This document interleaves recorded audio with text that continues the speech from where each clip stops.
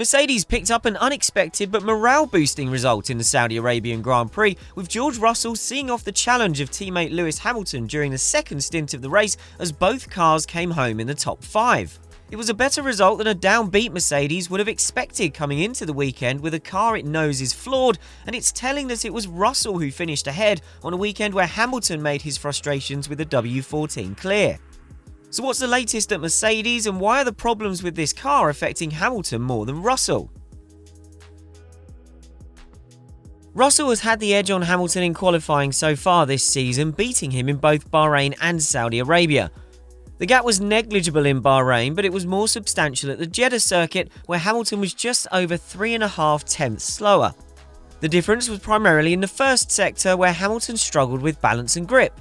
Hamilton cut a dejected figure after qualifying. Speaking to media, including the race shortly after Q3, he complained of not feeling connected to the car.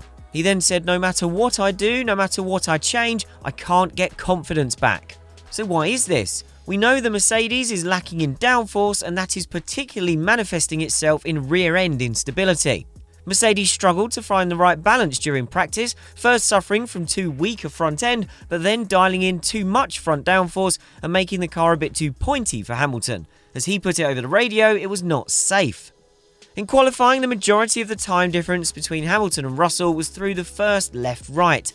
Russell was visibly more confident on turn-in, with Hamilton apparently having to be more cautious and struggling to get the nose in as a result. While their setups were not dramatically different, Mercedes trackside engineering director Andrew Shovlin confirmed that there were some small variations in terms of how the mechanical balance changes around the lap. He said this was with a view to correcting what he called poor rear grip on the long runs on Friday. This all tallies with the inherent problems of the car, which Shovlin says hasn't got enough entry stability. That's the limitation Russell appeared to deal with better than Hamilton in qualifying at a fast, challenging circuit that rewards confidence. Hamilton had a stronger race than Russell in Bahrain thanks to getting ahead at the start, finishing 4th with Russell 6th. In Saudi Arabia, it was Russell on top, responding to a challenge from Hamilton mid-race by edging away from him to finish 5 seconds ahead. Hamilton said after the race that he and Russell went in different directions on a 50-50 choice on setup, and Hamilton felt he went the wrong way. He said the direction Russell chose would more often than not be the wrong one, but this time it worked, while Hamilton struggled with understeer in his first stint before the car improved on the softer tyres after his stop. Hamilton also explained that Mercedes is easier to drive in race trim than in qualifying, saying that it feels on a massive knife edge when being driven at 95% or above. He said in race trim it's more comfortable and predictable, but he still lacks confidence in the car in races. He pinned that lack of confidence on missing rear downforce, but then cryptically suggested there is something else going on with the W14 that he's never experienced before in his career that's giving him what he called uncomfortability. Hamilton didn't explain what it was, he just said he needs to work with the team to get it changed. So how bad are things for Hamilton? It's perhaps understandable that he came into 2023 expecting to be in a title hunt again, and he's struggling to come to terms with a car that's a long way off Red Bull's pace. When in difficult situations, it has historically taken him a little time to get used to what's going to be another long, hard year.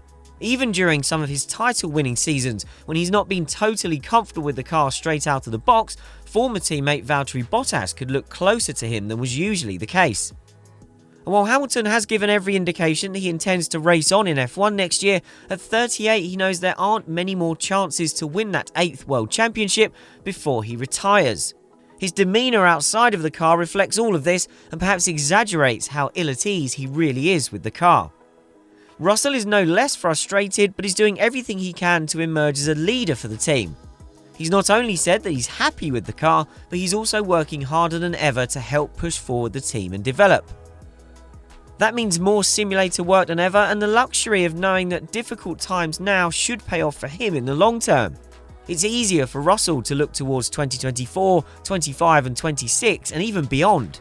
Russell's precision as a driver and capacity to keep a lively car calmer through his subtle inputs also means he's well suited to getting the best out of the Mercedes on single lap pace in particular. But for those who would write off Hamilton, bear in mind that there was a similar pattern last year, but once the car was well sorted, from mid-season onwards he was often marginally the stronger of what is overall a well-balanced pair of drivers. The luxury Russell has to focus on the long-term picture doesn't apply to Hamilton, as exemplified by a slightly surprising admission from Toto Wolff. Wolff said that Hamilton needs to consider leaving Mercedes if it fails to help him win again in a year or two. That's because Wolff acknowledges that Hamilton desperately wants an 8th championship, but is fast running out of time to achieve it. Hamilton's in the final year of his current Mercedes contract, and he is expected to agree a new deal. It could be his last in F1, given he turned 38 before the start of this season, and Wolff says he is absolutely confident Hamilton will continue. But what about beyond that deal? Wolff admits that if Mercedes can't conclusively prove to Hamilton that it will give him a title-challenging car again, he has to look everywhere. Wolff even went as far as saying he would have no issue if Hamilton walked away in a year or two. Wolff's slightly different framing of his usual answer about this subject, indicating that Hamilton may eventually have to be selfish and leave, is probably a sincere and quite magnanimous acceptance that Hamilton has to do what is best for him. For years, it has been a no-brainer that this means staying with Mercedes, and realistically there isn't an obvious immediate alternative. Ferrari doesn't look much better right now, and has backed Charles Leclerc as its long-term hope, and Red Bull can safely be considered off limits given the recent toxic history. But there are options if Hamilton's really keen to look around. For example, he could shuffle to Aston Martin in a couple of years when that project is aiming to really hit its stride. That of course depends on if Fernando Alonso finally retires or Lawrence Stroll bins off his kid to recreate the old explosive 2007 McLaren lineup as a slightly old world champion super team.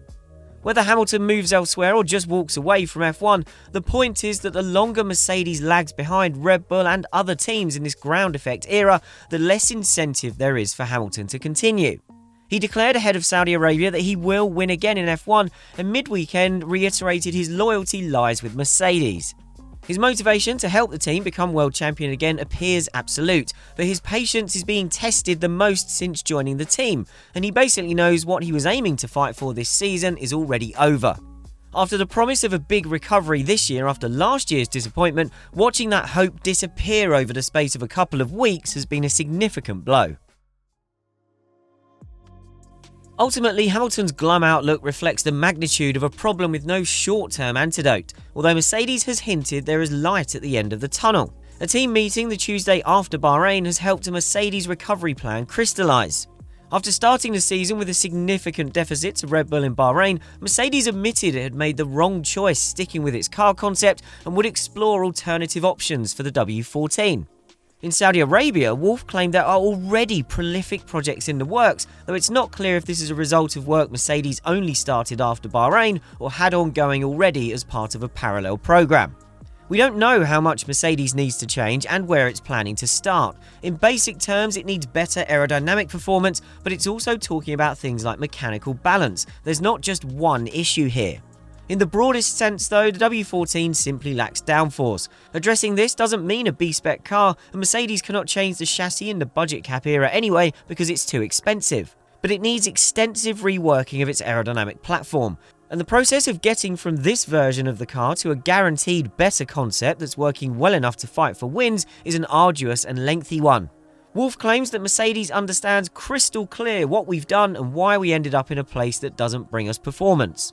Assuming that is correct, Mercedes is still months away from turning that into what Wolff calls real performance on the car. In the short term, there's little to be excited about. There are updates coming, and the first package, which was already planned and will not be part of any concept change, is due at Imola, which is 2 months away. The R&D resource has already been deployed on such updates, so it makes sense to continue producing them to improve the current version of the car as much as possible in the meantime, while the bigger gains are cemented in the background. That's assuming those gains are real, of course. We've heard a lot about Mercedes supposedly making a lot of progress over the last 12 months, and the people and tools that have now supposedly made a huge breakthrough are the same ones that until a few weeks ago were adamant Mercedes didn't need to change course with its car concept. So we should be careful about getting too excited until that optimism is backed up on track.